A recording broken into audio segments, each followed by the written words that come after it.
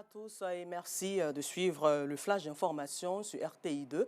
Ce mercredi 22 mai, l'actualité en Côte d'Ivoire, c'est les candidats au BPC qui ont pris part aux épreuves orales. Et très tôt ce matin, chefs de centres, examinateurs et élèves se sont rendus dans les centres de composition pour éviter le retard. Nos reporters Assitan Diarra et Gilles Tonien étaient dans les communes de Makori et Cocody. Lycée moderne Amagou Victor de Marcory.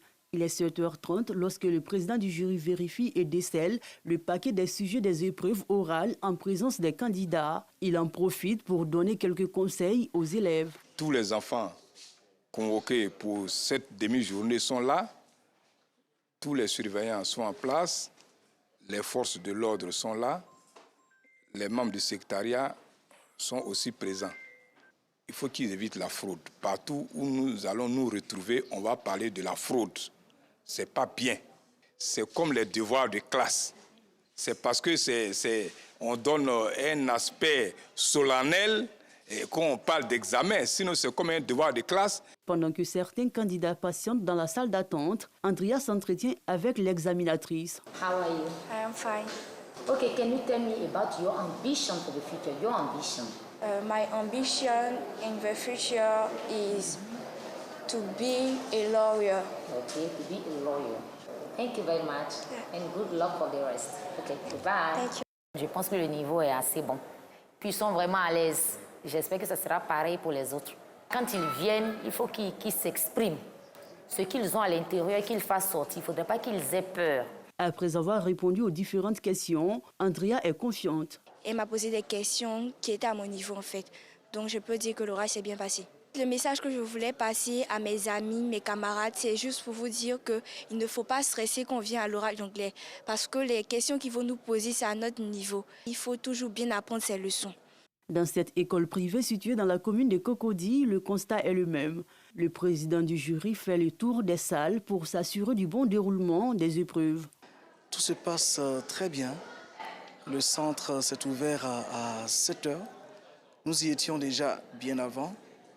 Nous avons au total 720 candidats attendus et 5 salles d'attente.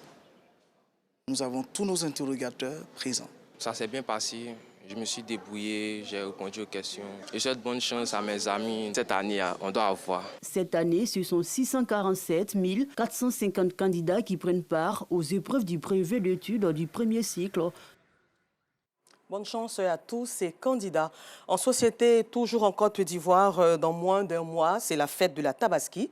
Les autorités veulent mettre les petits plats dans les grands.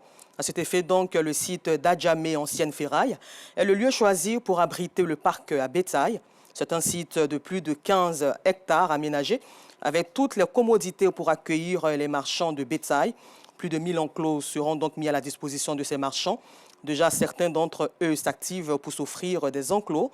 Non Sangaré et Kader Bachil y ont fait un tour. Et vous le verrez ce soir à 19h30. En Guinée-Conakry, bientôt, c'est la fin des plaidoiries des parties civiles au procès du 28 septembre entre la semaine dernière et ce lundi 20 mai.